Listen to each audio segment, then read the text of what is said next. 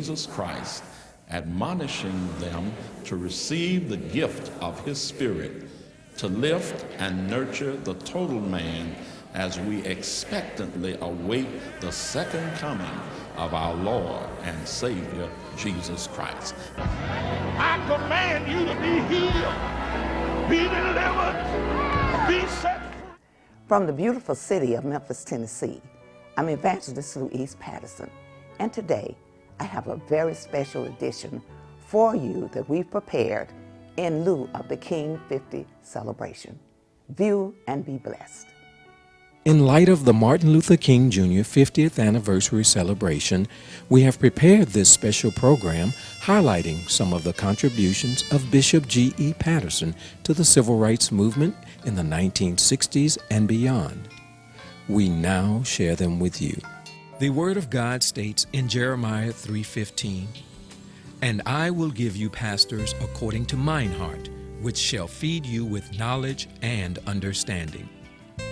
When God sends such a leader, like our God, that leader is concerned with the well-being of the total man. Bishop Gilbert E. Patterson was such a leader. In the late 1960s, during the civil rights struggle, the then Apostle G.E. Patterson marched for the rights of African Americans in the face of a racist society. Professor Johnson E. Salisbury Jr. and the April 4th Foundation, at their 2000 awards banquet, gave recognition to and awarded Bishop Patterson for his key role in helping Memphis sanitation workers during their historic strike. I read that there was a minister that was one of the original 9 strategists to unionize Memphis and the sanitation workers. Also read this minister was a minister that was designated to be the keynote speaker on April the 4th of 1968. That speech never took place. But more importantly, to be one of the people behind the scenes to put together the strategy to make the administration recognize sanitation workers. The key thing that I read when I read this about Bishop Patterson is that he opened the first door. Tonight, presiding Bishop G. Patterson, we want to present to you what we call the Open Door Award.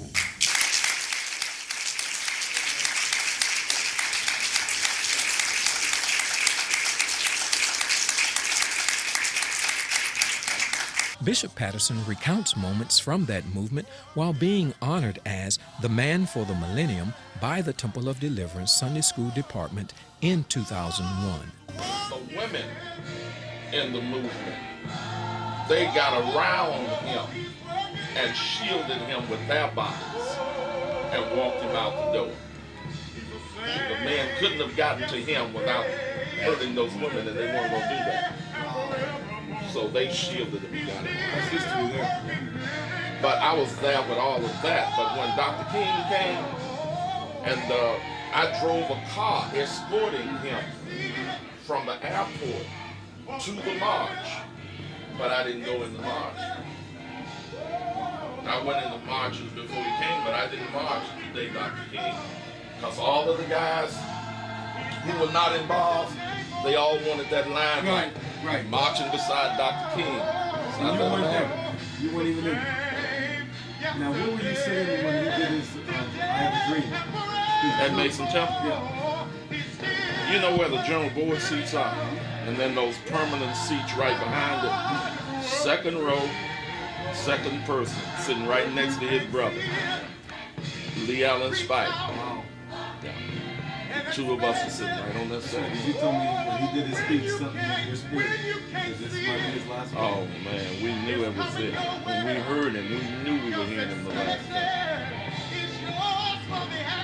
And Bishop A.R. Williams' father, Jasper Williams Sr., after Dr. King finished, you could hear his voice ringing off the rafters. He cried like a baby. Really? Y'all knew it? I mean, it's just, you could feel it. You could feel that you were hearing this man for the last time. So you weren't shocked when he was killed? You were in shock. Well, I mean, it's like those things, you may know it, and yet when it happens, I was scheduled that night to do the keynote address in front of him. And I was leaving out of my house on Shadowlawn when all of a sudden they broke in about 6:20 or 6:15 or something like that with a news flash that he had been shot. The city, you could hear a pin drop. And the city went absolutely crazy. Hi, I'm Bobby White with the board of Bountiful Blessings Ministry. I'm happy to be here today at the National Civil Rights Museum at the Lorraine Motel in the great city of Memphis, Tennessee. This is the place that was eternally memorialized some 50 years ago when Dr. Martin Luther King Jr. was tragically assassinated on this plot of land when he came to the city of Memphis in defense of the sanitation strikers who were demanding better wages, fair treatment, and human dignity. We're here today and happy to be joined by two of my friends, two individuals who meant so much to our city. And we're happy to be joined by none other than Mrs. Beverly Robertson, the past president of the National Civil Rights Museum, and Dr. LaSimba Gray, civil rights pioneer and activist. God bless you. Thank you all for joining us today. Thank you for asking us. Listen, we're here today, and as I'm here, first of all, Beverly Robertson, as I look at you and look at this edifice and all of these things that are happening here, congratulations to you. Job well done. Thank you. We appreciate Ms. Terry Freeman, who's the current president of the National Civil Rights Museum. Absolutely. But so much of what we see has come from the work that you put in. And we happen to know that Bishop Patterson was a part of your board, number one. Yes. And you were able to lean on him so much. But as you are here and looking around, seeing all of the individuals who are visiting here, I'd love to hear your reflections about the Civil Rights Museum, this occasion, the 50th anniversary of Dr. King's assassination coming up, and in particular, Bishop G.E. Patterson, your friend.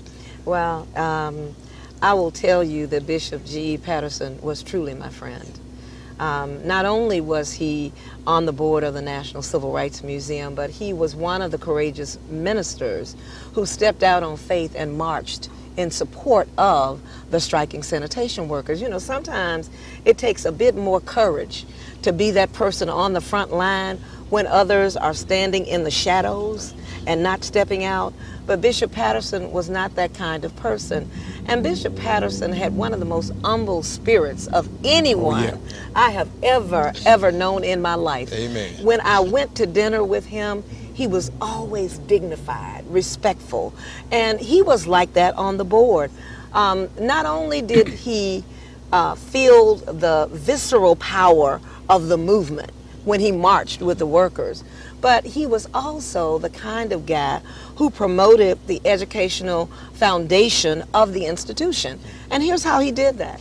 He opened the doors of his church for us to have our public forum there. And for as long as he lived and I was here, he opened those doors, and we had to pay very little to be able to allow children in the Memphis community to come and see icons of the movement that they would never in their life have an opportunity to see. And he did it, I mean, just selflessly, and he was very gracious in all that he did. So he's the man, a kind of man that you meet once in your lifetime.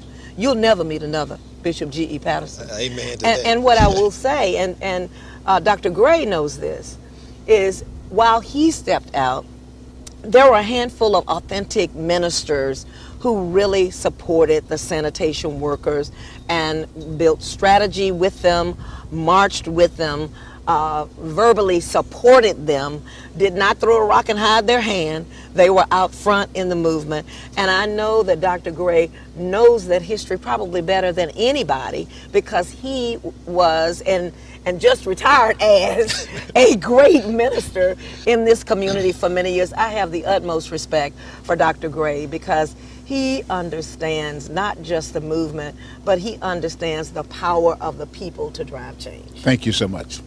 Very kind of you. And Dr. Gray, I will say this, I agree wholeheartedly. You have been a leader in this city for so many years, and congratulations to you, having been the pastor for many years over there in New Sardis. Well-deserved retirement, but I know you'll remain busy. But I want to just talk to you a little bit because of the long association you've seen in this city, number one, ministers and leaders who've come through this city, and your particular knowledge of Bishop Patterson as it relates to the civil rights movement, and on not just from 1968, but just the type of work he did over the years, from the background many times. I'd love to hear you reflect on the legacy of Bishop Patterson, what you feel that legacy is. I think the legacy is a commitment to service. Dr. Patterson, G.E. Gilbert, Bishop, whatever you want to call him, pastor, he lived it to the fullest. He never sought attention. He never wanted to be out front, but he wanted to see the job done. And I think that was key to his being effective. He wanted to see it done, and whatever he needed to do to make that happen, that's what he did. So I remember him as that humble giant that Beverly spoke of. I mean, when he spoke, he had impact, and he didn't speak recklessly. When he spoke, he had thought about it, and he had intentions of when he spoke. And it always resonated with the people, and I was always impressed with that. Now, keep in mind, he was a religious icon. Yes, yes. Broadcasting, everybody saw him on television, we saw him, heard him on radio, we saw him in the community, restaurants. He was a religious icon because he was an effective preacher, but also committed to putting wheels on his faith. Absolutely, absolutely. Let me ask you this, because there's a story, and I'm reminded of something Beverly was mentioning, but there's a story, and we know that the role that Bishop Patterson played as one of the members of the 9-member coordinating committee that invited Dr. King to town, and a little known fact, he was the one that drove Dr. King to the march, got him at the airport, drove him to the march, and was supposed to be the speaker on April 4th over there in Mason Temple. Of course, that was interrupted by the assassination of Dr. King earlier in that day. But I wanted to talk to you specifically about, there's a story that you shared with Bishop Patterson that's a forgotten story. I believe he had no idea that you would even remember this story about him putting himself on the line to come to the defense of someone during that move. And I'd love to hear you talk a little bit about that. Well, it was some 10 to 15 years ago, we honored him for that. And we walked in with him, one of the local anchors was covering the story, and he said, Leo, you remembered that. Well, the story was told to me by Matthew Davis Sr., who was the steward of the Firestone Union Hall where it happened. And the movement was always infiltrated by undercover policemen. On that particular morning, the union members discovered one in their midst, and they were out to kill him. And Bishop stood up and said, men, think about this. If you kill this man, they have a reason to kill everybody in this room. Let him go. We know who he is now. And he said, let's pray. And he calmed that situation down, let that man go. And then he saved many lives on that day because of his respect and how he could calmly speak and people would listen. I mean, they were outraged. See, there were several. I met two of them. That gentleman was named McCullough, and they had another named Tyrone. But he was out getting information on the strike, giving it back to the FBI and the police department, and they were going to literally kill him. My. Had it not been for Bishop Patterson. Now, I did not know that story. Yeah. But that is a story that we need to preserve. Right. We need to have that piece of the oral history in the library and in the archives of the museum, because I think that even adds a new dimension to Bishop Patterson that others probably don't know. Everybody who knew Reverend Patterson, Bishop Patterson, knew that he had a calm countenance. Yes. Yeah. And when he spoke, everybody listened. People listened. I mean, if a hush can fall over the crowd, a hush would always fall when Bishop would enter the room, because Bishop had that charisma and the power of his presence just dictated that would be so. And that was one of the wonderful things, because if there is an argument, he would listen, and then he would speak. And when he spoke words of wisdom. Right. Oh, yeah. So it was able, his words were able to calm the chaos and bring resolution to any argument that would exist. Right. That's the kind of power of this man. And you know what? I miss him every day. Yeah. I You have to. miss Bishop Patterson every day, and I often think of him and the tremendous contribution that he has made, not just to Memphis, not just to folks at the Temple of Deliverance, but to people all over America. And then I learned he can sing too. He and Bishop Blake, they learned to sing together. Yeah, he can sing. But you know what? One thing that I really took joy in was that we recognized him for that noble act before he left here. Yes, sir. And he was taken aback by the fact that we recognized him. Right. I think he held it up to the congregation. You remember that, Bobby, that morning? He held it up. That's how appreciative he was. Yes. Yes. You know, not that I deserve it, but he was appreciative that somebody remembered him for that. And I was happy to do that. Yeah, and I'll say this, and we'll close here, but Beverly, you really brought to my mind, we've sat here and we've chatted, but I guess I had not even thought about the public forum and the public forum that would happen every year for those who could not make it to the dinner or didn't have the tuxedo to be at that very formal affair, and even though with all of the sponsorships that happen in the context of that, but that public forum where so many thousands of individuals over the years have come from across this region and across the nation, quite frankly, around the world. And I'd love for you to just put that in context in terms of Bishop Patterson opening the doors of his church to host that, number one, and just talk about some of the personalities who were honored in that pulpit and the young people who were able to see some of the personalities in that pulpit thanks to the partnership that the Civil Rights Museum and you had with Bishop Patterson. Talk a little bit about some of the personalities that were introduced and shared in that forum at that church.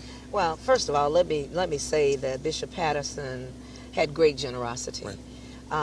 One of the reasons that we thought about Temple of Deliverance was it was big. It was equipped with the best in technology from an AV perspective. It had screens that were flown, and we knew that if we wanted a venue that could accommodate 3,000, 4,000, 5,000 people, we knew that it had to be that location because it was within close proximity of the National Civil Rights Museum. Absolutely. And it also had sufficient parking for the 50, 60, 70 buses that would bring these school children. We decided at the National Civil Rights Museum that for our Freedom Award, and let me explain what the Freedom Award is.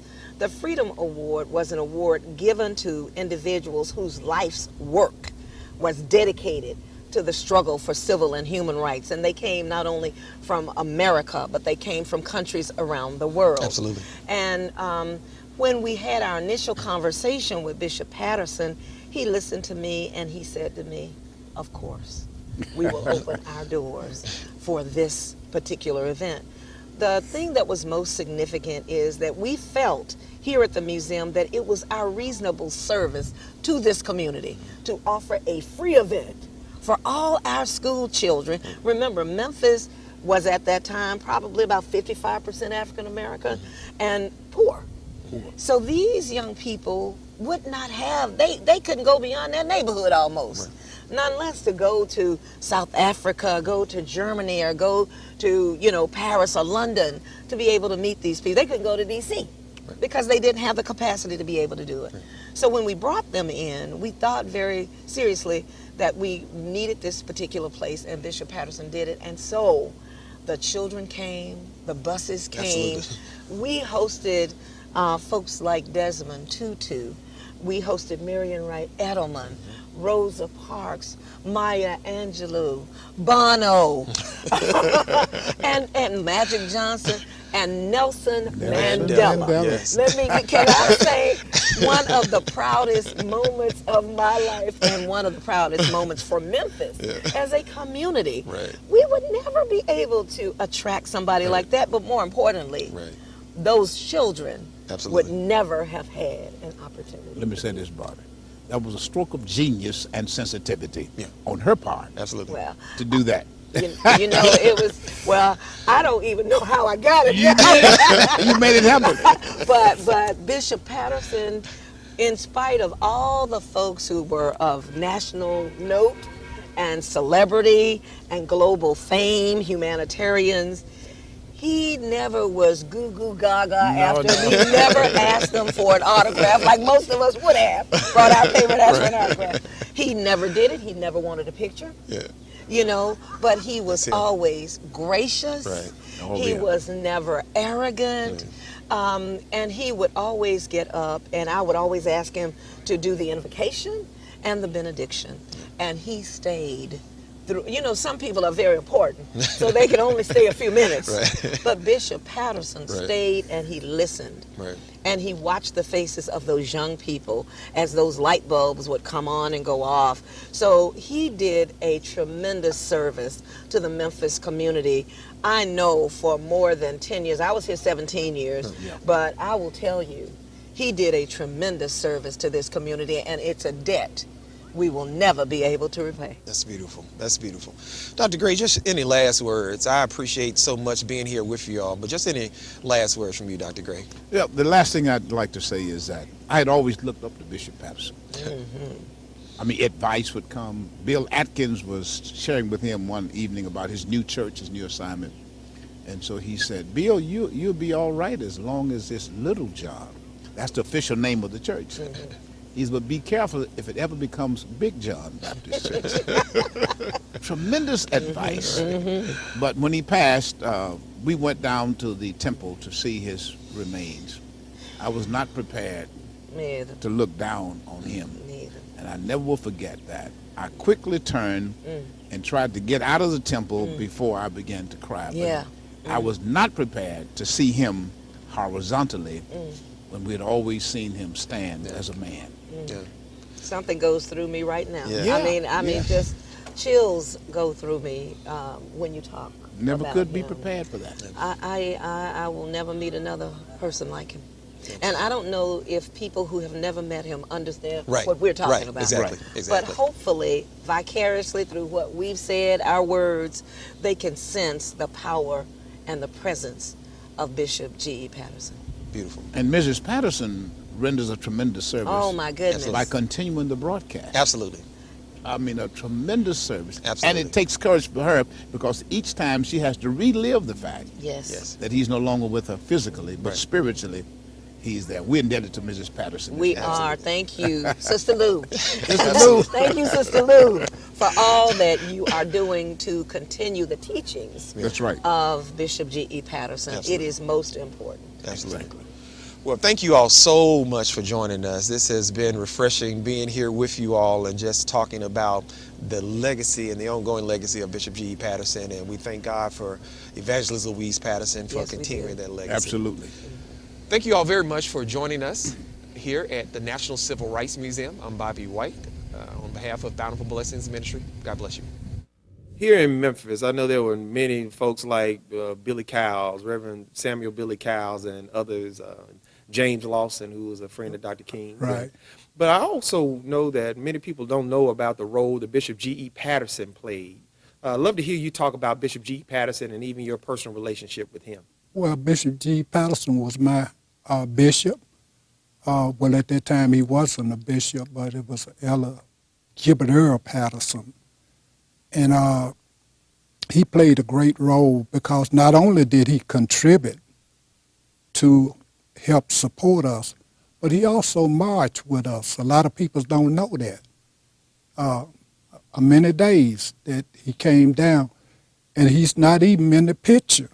That's what I can't understand, because he was right there on the front line with Dr. Ralph Abernathy, with Dr. King, Reverend Billy Cass.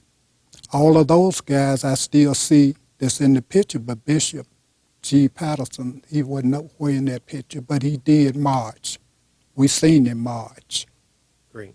Now, talk to me about this. I know that one of the things is that with the sanitation strikers, one of the things you all were fighting for were better wages, because so many of the employees with sanitation with the city of Memphis, they were working, but they still had to even get food stamps because they weren't making a living wage or not making enough money through their jobs. I love to hear you talk about it, because I heard you mention earlier talking about the food that was being donated for these sanitation strikers. I'd love to hear you talk about that and how Bishop Patterson played a role in that. Well, he played a role by, as I first stated, contributing to help us in that struggle. And not only just one time did he do it, but many times. As a matter of fact, I would be willing to lay odds that Bishop did much more than any leader here in this city was done when it came to contributing money as well as being out there marching with Dr. King. Talk to me about Bishop Patterson, because you were a member of ministry, and I've heard your testimony about you not being able to read and being inspired to go on and do more based on your being inspired by Bishop Patterson. Just talk to me about what he meant to you personally. Bishop Patterson was like a father to me. I was one, I wasn't able to read, and Bishop Patterson came up with a suggestion that each one ought to teach one, and he came up with a class that we attended. And I went through that class, and for some reason, after a while, the class kind of vanished, but I had a determination to continue on, to learn to read and to write. And I wound up going to Booker T. Washington for a few months at night, from 6 in the evening to 9 at night, to kind of further my education. That didn't last, so I wound up just totally giving it up to the Lord. And this is the way that I am yet learning to read and to write. Last thing, talk to me about Sister Patterson.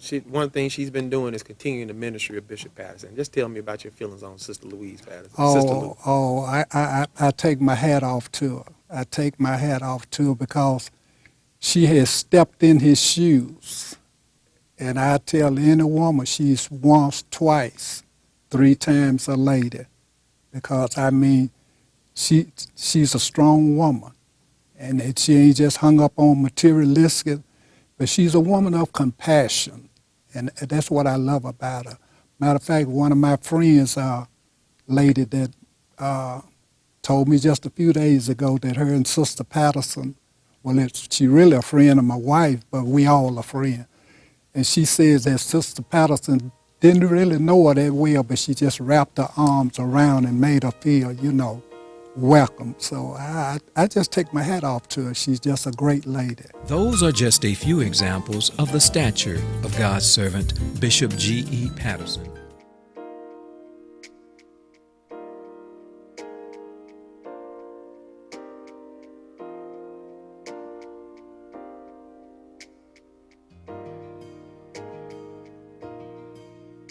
The following is a commercial program paid for by donations to Bountiful Blessings. The opinions and views expressed are not those of Nexstar Broadcasting, this station, or their affiliates or employees.